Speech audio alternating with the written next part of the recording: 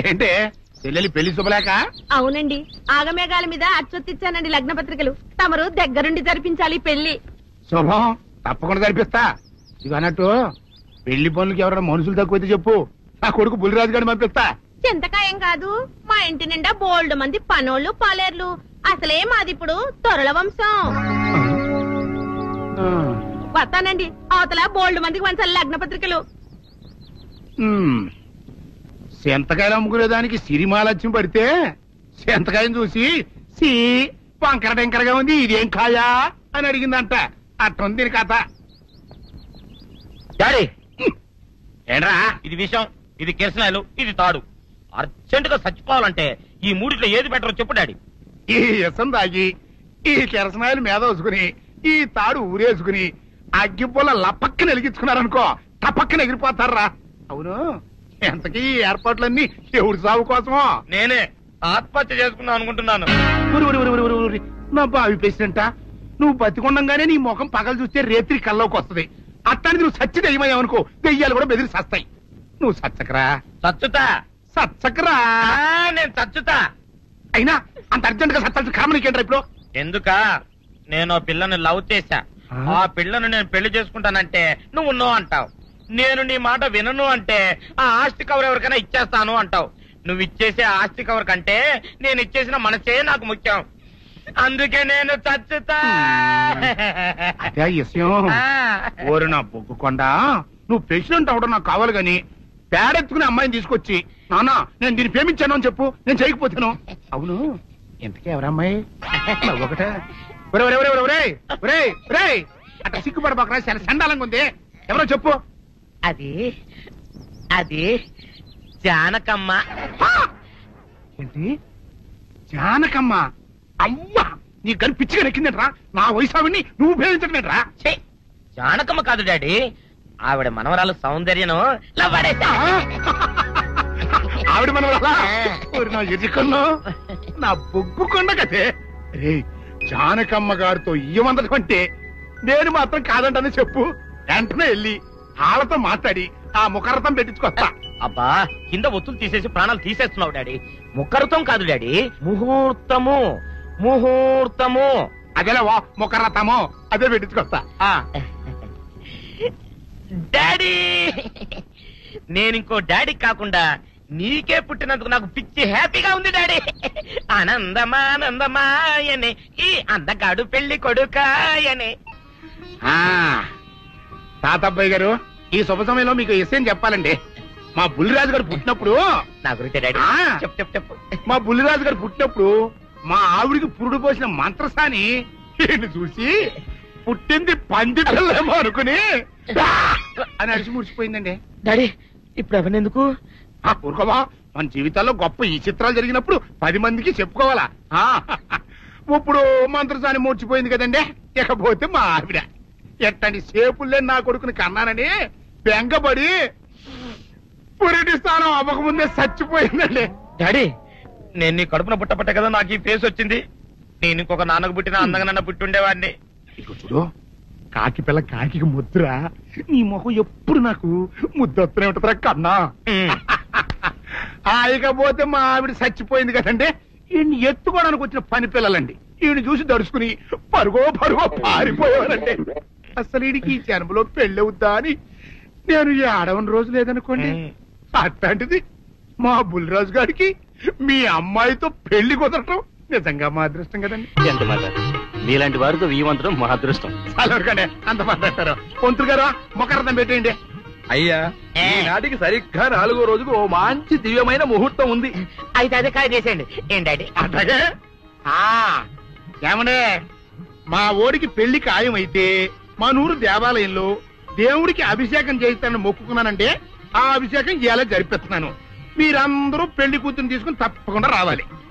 అమ్మో జానకమ్మ, నువ్వు కూడా తప్పకుండా రావాలి. ఎంత మాట, తప్పకుండా వస్తాను. అట్లాగేనమ్మా, వస్తానండి.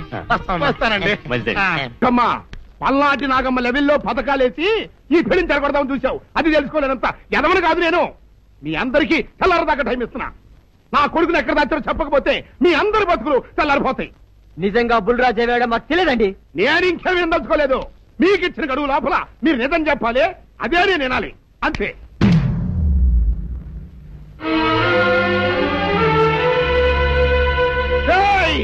గడువు దాటిపోయిందిరా, మిమ్మల్ని అందరినీ చంపేస్తా, నిజం చెప్పండి.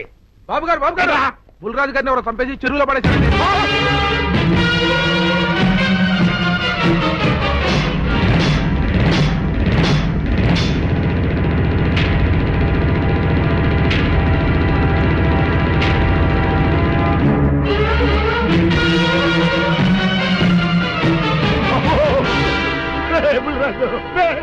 ధర్మానికి మారుపేరైన మీ కన్న కొడుకు మీద ఎవరు పగ పెంచుకున్నారో గాని మొహం నామరూపాలు లేకుండా చెక్కేశారు బాబా. నిన్ను ఈ ఊరి ప్రెసిడెంట్ చేద్దాం కదా అని ఎన్ని కలలు కన్నారా, అప్పుడే నీకు నూరేళ్ళు నిండిపోయినాయిరా. బుల్రాజు వచ్చారండి గారు, రండి చూడండి, ఈ ఘోరం చూడండి. పెద్ద మనుషులు అనుకున్న వాళ్ళందరూ కలిసి పన్నాగం పన్ని నా బిడ్డను పొట్టను పెట్టుకున్నారండి. నా బిడ్డ సాగు కారణమైన వాళ్ళు ఎవ్వరూ బతికి బట్ట కట్టడానికి వెళ్ళలేదండి. ముఖ్యంగా ఈరోనండి, మీ ఆవేశాన్ని కాస్త తగ్గించుకోండి. అసలు మీ అబ్బాయిని ఇతనే చంపాడడానికి సాక్ష్యం ఏమిటి? ఆశ్చర్యం ఏంటండి, ఈడో పిల్లలు ప్రేమించాడంట, ఆ పిల్లనే మా అబ్బాయి పెళ్లి చేసుకోబోతుంటాను. వీళ్ళందరూ కలిసి ఆ పెళ్లిని ఆపుదాం చూశారండి. అది కుదరపోయేటప్పటికి ఈ ఘోరం తలపెట్టారండి. ఓకే ఓకే, మీరు ఆవేశపడకండి. ఆ విషయాలను చూసుకోవడానికి మేమున్నాం. Mister, your under arrest. Constables, అది తీసుకురండి. ఆగండి, ఈ హత్య చేసింది సీను కాదు. అతను కాదా? మరెవరు? నేను. జానకి. అవును వీరుడు, బుల్లిరాజుని నేనే చంపాను. నువ్వు చంపావా? నేను నమ్మను. అవును, నా మనవరాలికి సీనుకి పెళ్లి చేయాలంటే వీళ్ళెవరూ ఒప్పుకోలేదు. చూస్తూ చూస్తూ వాళ్ళ ప్రేమని బలి చేయలేకపోయాను. బుల్లిరాజు దగ్గరికి వచ్చి వాళ్ళ పెళ్లికి సహకరించమని ఎంతో ప్రాధేయపడ్డాను. అతనందుకు ఒప్పుకోలేదు సరికదా. చాలా అసభ్యంగా ఒక్క రాత్రి సౌందర్య తనతో గడిపిన తర్వాత సీనుకిచ్చి పెళ్లి చేసుకోమన్నాడు. నాలో ఆవేశం పొంగింది. ఏం చేస్తున్నానో నాకే తెలియలేదు. అక్కడ ఉన్న ఇనుపు లైట్ స్టాండ్ తో బలంగా బుల్లిరాజు నెత్తి మీద కొట్టాను. ఆ తర్వాత గాని నేను చేసింది ఏమిటో నాకు తెలియలేదు. కానీ అప్పటికే అతని ప్రాణాలు పోయాయి. వెంటనే శవాన్ని అక్కడి నుంచి తరలించి చెరువులో తోయించాను. ఇన్స్పెక్టర్ గారు, జరిగింది చెప్పాను. ఇందులో ఎవరి ప్రమేయం లేదు. ఈ హత్య చేసింది నేను. నన్ను అరెస్ట్ చేయండి. I see. అలాగా. కానిస్టేబుల్స్, ఆవిడ అరెస్ట్ చేసి తీసుకురండి. ఈ బాడీని పోస్ట్ మార్టం పంపించండి. వాళ్ళందరూ వదిలేయండి. పెద్దరాజు గారు, మీరు ఒకసారి స్టేషన్కి వచ్చి స్టేట్మెంట్ ఇవ్వండి.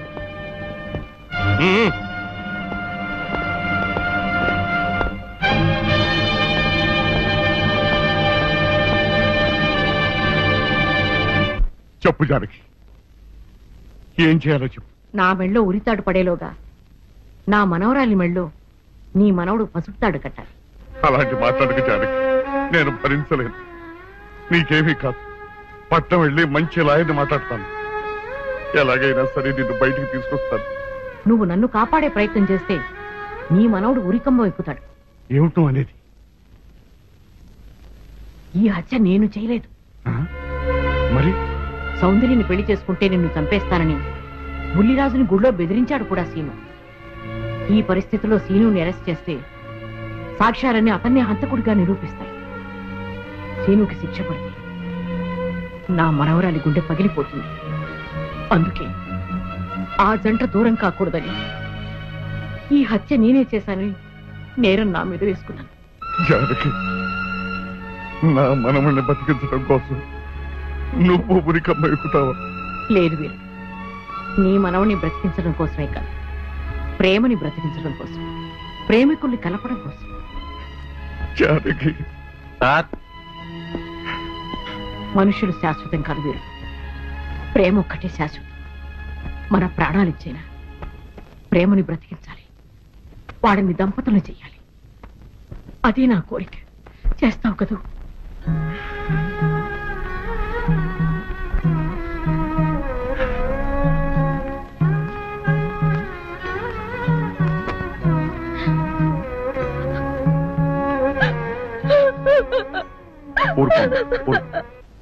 చెయ్యని నేరానికి జానకి శిక్షను పెంచడం నేను భరించలేదు. ఆమె చేసిన త్యాగానికి మన కుటుంబం మొత్తం తరతరాలుగా సేవ చేసిన ఆమె రుణం చేరు. మనం వెంటనే పట్టణం వెళ్ళి మంచి లాయర్ని మాట్లాడాలి. నా ఆస్తి మొత్తం పోయినా సరే జానకిని మాత్రం కాపాడాలి. ఇల్లేదు ఏ రైతు భక్తులు వెళ్తానికి ఇల్లేదు, జానకమ్మని కాపాడడానికి ఇల్లేదురా. ఏ మనవరాలి కోసమైతే నా ఒక్కగానొక్క కొడుకుని పొట్టలు పెట్టుకుని నా కడుపులో తెచ్చి రేపిందో ఆ మనవరాలికి బతకడానికి లేదు. అది ఎక్కడ కనపడితే అక్కడ ముక్కలు ముక్కల కింద నరికేయండి.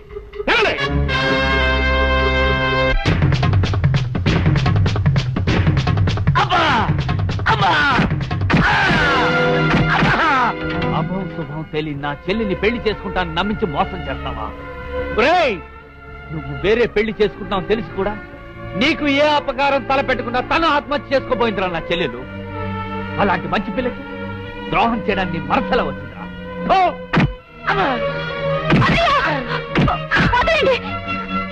పుల్లిరాజుని జానకమ్మ చంపేసిందనుకుని సౌందర్యని సీనుని చంపమని మనుషుల్ని పంపిస్తున్నాడు పెద్దరాజు. ఇప్పుడు ఈయన బ్రతుకున్న విషయం తెలియకపోతే సౌందర్యని సీనుని వాళ్ళు ఖచ్చితంగా చంపేస్తారు. వాళ్ళు పోతే జానకమ్మ వేరే ఇతర బ్రతకలేరన్నయ్య. పుల్లిరాజు నన్ను పెళ్లి చేసుకోపోయినా పర్వాలేదు, నా జీవితం నాశనం అయిపోయినా పర్వాలేదు, ఇంతమంది చావులి కాడు నేను కాకూడదన్నయ్యా. పుల్లిరాజు బ్రతికే ఉన్నాడన్న విషయం పెద్దరాలికి చెప్పండి అన్నయ్యా, చెప్పండి. వినరా విను, ఇంత జరిగినా అది ఇంకా నీ మంచిగా కోరుకుంటాను. ఇప్పటికైనా కళ్ళు తెరు. రాయ్ ఈ నీడ్ బాబు కప్ చెప్పండి రా. ప్రెసిడెంట్ గారి మనుషులు సౌందర్యం తీసుకుపోతున్నారు. మన సీని గారి స్నేహితులు వాళ్ళతో కలబడ్డారు. రండి రండి.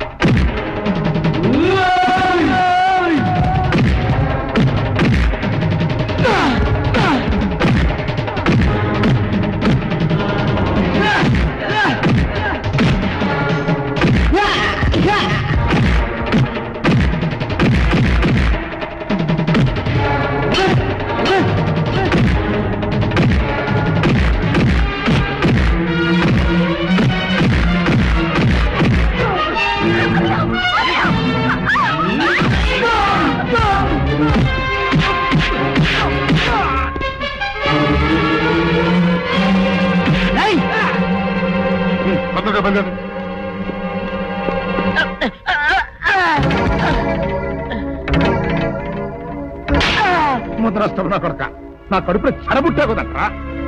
ఇంతకన్నా నువ్వు చచ్చినా బాగుండేది.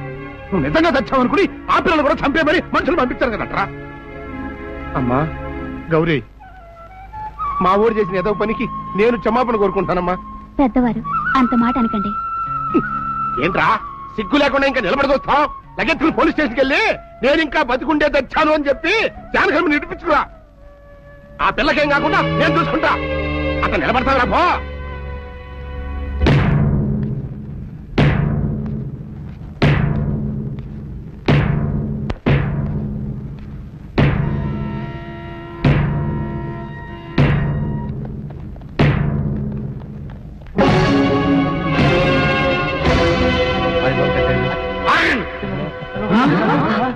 అడుగు ముందుకు వేశారు, తలకాయలు పుచ్చకాయలా ఎగిరిపోతాయి.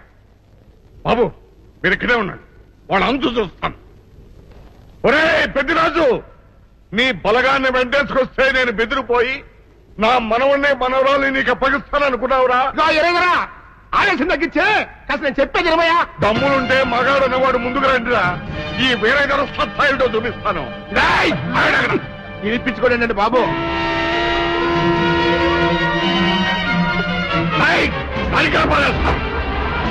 ఎగిరిపోతాయి.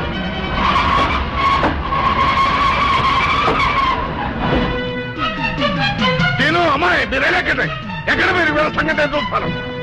తాతయ్య మరి నువ్వు ఎక్కడే తాతయ్య పెద్దరాజు అలాగే ఎగిరిపోతుంది.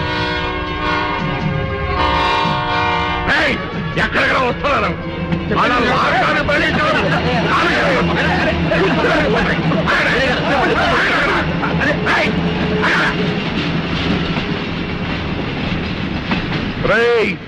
నా మనవడు మనవరాలు ప్రేమ పౌరాల్లా ఎగిరిపోయారా. వాళ్ళ పెళ్లి ఎవడాపుతాడో ఇప్పుడు ఆపండిరా. వీరుడు నేనే వాడిని దింపేశాను. వీరుడు నీకిచ్చిన మాటను కనీసం ఇప్పుడైనా నిలబెట్టుకుందాం అనుకుంటే ఎందుకు దించా జానకి? బుల్లిరాజు బ్రతికినాడు తాతయ్య. బుల్లిరాజు బతికే ఉన్నాడా? అదిగో నిక్షేపంలా ఉన్నాడు మా అల్లుడు గారు. బుల్లిరాజు నీ అల్లుడా? అవును వీరయ్యా, మా ఊరు పెళ్లి చేసుకోవాల్సింది జానకమ్మ గారి మనవరాలి కాదు, ఈ పంతులు గారి కూతుర్ని. ఇది చెప్తామని వస్తేనేమో నువ్వేమో ఖర్చు అందరినీ మరి ఆ ఐదు మొత్తంలో ఎవరేం మాట్లాడుతారో నాకు అర్థం. అయితే త్వరగా వెళ్దానండి. అందరం కలిసి పెళ్లి ఏర్పాట్లు అక్కడే చేద్దాం. ఈ కథ ఒక భరిస్తానులే.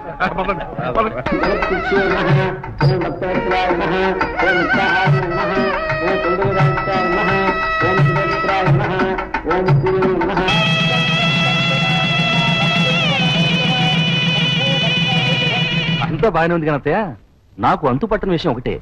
ఇంతకీ నువ్వు చంపింది ఎవరిని? మీ అత్తయ్య ఎవరిని చంపలేదు, అంతా ఉత్తుదే.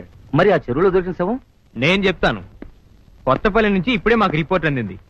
ఆ శవం ఆ ఊరు వాడిదేనట. పెళ్లి కొడుకు తరపు వాళ్ళకి పెళ్లి కూతురు తరపు వాళ్ళకి జరిగిన ఘర్షణలో అతను చంపేసి ఆ శవాన్ని మీ ఊరి చెరువులో పారేశారట. అది విషయం.